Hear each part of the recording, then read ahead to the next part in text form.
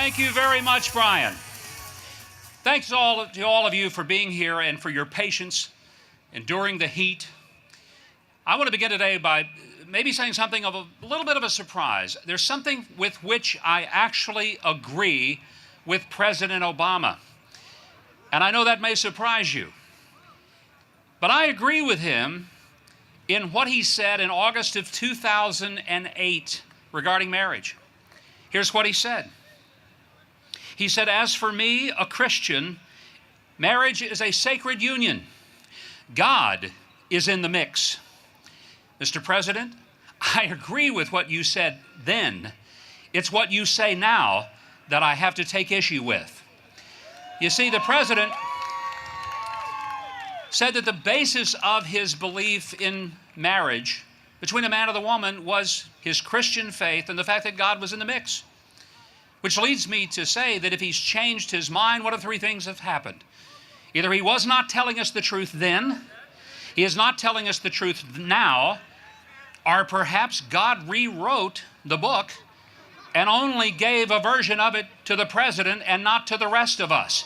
I'll leave it to you to decide what happened. There are two documents that I believe give us reason to take the stand that we do. Not that we are against anybody. We are for the marriage of a man and a woman, and the two documents from which we derive that are the Constitution and the Word of God, the Bible. And unapologetically, I stand before you today and say that we either have a civilization that is God-centered or that is me-centered. If it is God-centered, we ultimately believe that in order to live the life that we live, we have to do it within the context and the moral absolutes by which have been established by the supreme holy God of the universe. It is not a theocratic government, but it is a government that our forefathers so understood that in defining for us their declaration of independence from a country of tyranny to become a nation of freedom, they said that we hold these truths to be self-evident, that all of us are created equal and are endowed by our Creator with these absolute rights of life, liberty, and the pursuit of happiness. Government does not give us our rights. Government only has the responsibility to preserve and protect the rights that God gave us. That's the order. The Constitution makes it very clear that the ultimate authority in our system of government is not a Supreme Court, nor is it a president, nor is it 535 legislators. The ultimate authority, the people, bound together by the document of the Constitution which preserves it. In over 32 states where the people have decided this issue, they have decided to affirm traditional marriage. Now, a few legislatures have taken a different course, but when you hear that the trend is moving, keep in mind, it is not a trend of the people, it is a trend of the courts. When people in black robes believe that they are superior to the vote of the people, we are living with the greatest heresy of our time, and I'm talking judicial supremacy. There is nothing in the Constitution of the United States that gives the judicial branch the right to consider themselves above the people, above the Constitution, above the executive, and above the legislative branches. Today, we want to remind 9 people wearing black robes who were never elected to anything, who were appointed to their positions, not elected to them. We need to remind them that they are only the Supreme Court, not the supreme branch of government. And further, they are most certainly not the supreme being from which all law ultimately emanates. Ladies and gentlemen, it is time for us to say that there is no responsibility for the executive and judicial and the legislative branches to capitulate their powers that are equal to a judicial branch that has decided that it somehow has taken upon itself the role, the right, and the responsibilities of all three branches, because it doesn't have that authority. From ninth grade civics, we should have learned that there are three branches of government and all of them are equal. I sometimes wonder, do some of the people who go to law school from the nice schools, did they ever learn that? Most of us learned it. What we have going on in America is the equivalent of a judicial coup d'etat, where judges believe that they can not only interpret law, but they can make it and they can implement it. No, my friend. If the courts decide that something is unconstitutional, all they can do is render that as their version, their branch, their understanding. But in order to change the law to enable a different view, that has to go back to the legislature. And in order for it to be carried out, that has to go to the executive branch. It's time that we have people in the executive branch who recognize they have no responsibility, they have no right just to carry out something because 9 people in robes said they had to.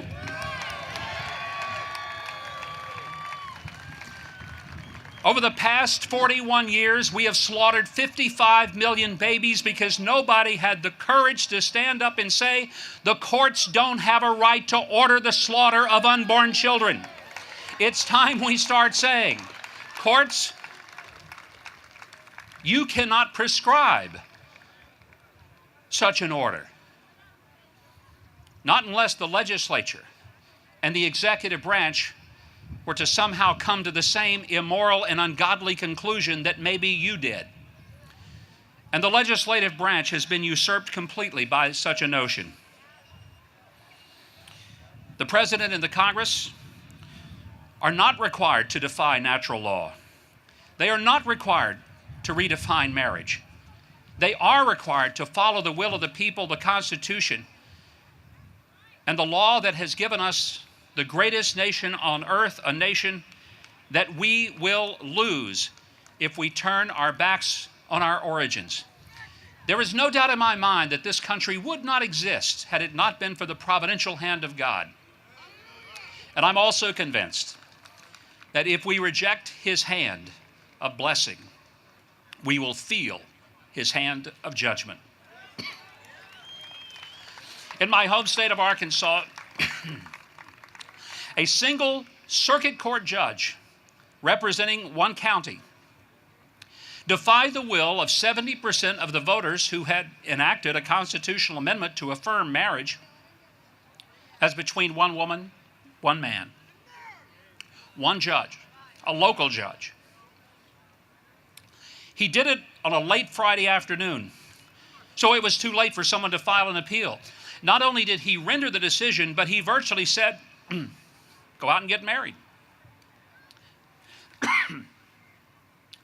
And a number of people went and did that over the weekend because county clerks capitulated to a judge. I tell you, there is no basis in the law for one person to make such a decision that would not only change the law, but that would prescribe the fix for the change and to actually order it to be carried out, bypassing the other branches. I say it again, judicial supremacy is a curse upon this great republic, and every freedom-loving citizen needs to understand that nothing threatens your personal liberty more than the notion that you would bow your knee to the court system apart from the ultimate rule of the Constitution and all of the branches of government, all of which are not there to tell you what you cannot do, but to guarantee the freedoms that you are always empowered to have. The Bill of Rights does not say what you can't do. The Bill of Rights says what the government can't do. And it's time for us as an American people to say to our own government, enough of you restricting us. Enough of you redefining our institutions.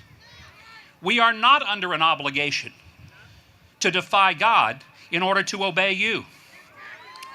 We are under an obligation to obey God and the law, and if necessary, to defy an institution that is out of control.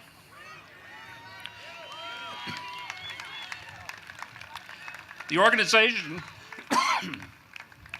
National Organization for Marriage, has been under assault by a criminal enterprise known as the IRS.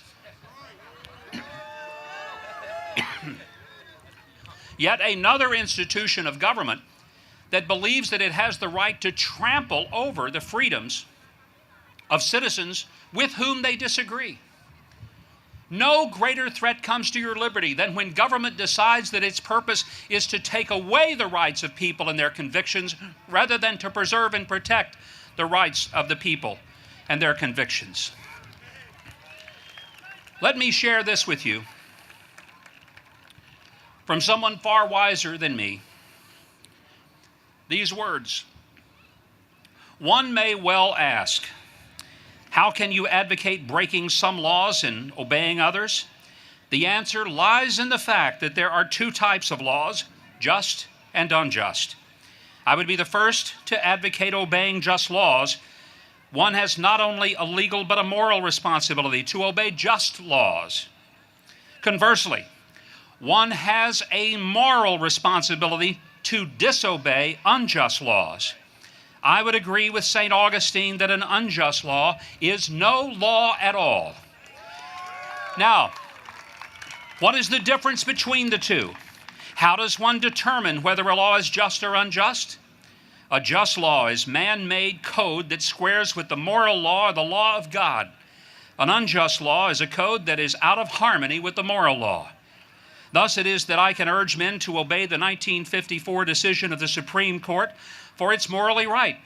And I can urge them to disobey segregation ordinances, for they are morally wrong.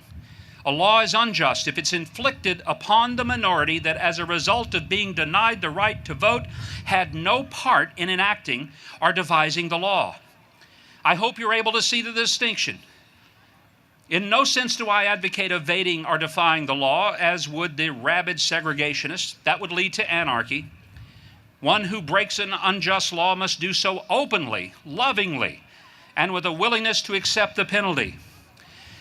I submit that an individual who breaks a law that conscience tells him is unjust and who willingly accepts the penalty or imprisonment in order to arouse the conscience of the community over its injustice is in reality expressing the highest respect for the law. Of course, there's nothing new about this kind of civil disobedience.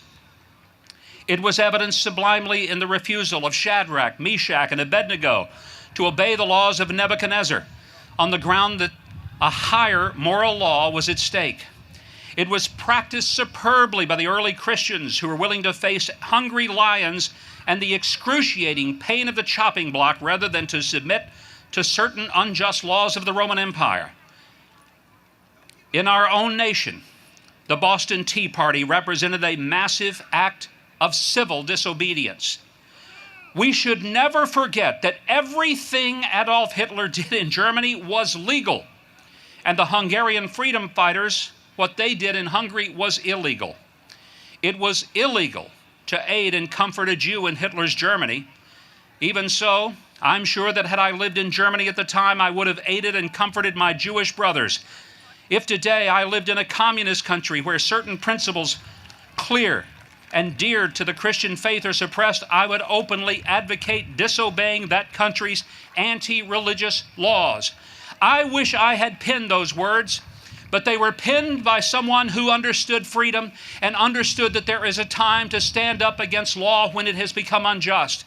Those were the words penned by Dr. Martin Luther King Jr. in 1954 in his letter from the Birmingham jail. I wish he were here today to say to the people in the building behind this one, Mr. Supreme Court Justices, Madam Supreme Court Justices, your role is only to interpret the law, to make sure that it somehow meshes with the Constitution, not that it messes with the Constitution. Your job is not to create it, but to simply interpret it. And if it is going to be created, it happens in this building, behind me called the Capitol with the people's elected representative, and it's signed at the other end of Pennsylvania Avenue by the executive branch. And I would hope that we'd have people in this building and the one down Pennsylvania Avenue who would stand up with the courage of their convictions and with the conscience of the Constitution and say, if necessary, we will be Shadrach, Meshach, and Abednego, but we will not bow our knees to Nebuchadnezzar, not now, not in the future, not ever, not ever, not ever. Thank you, and God bless you.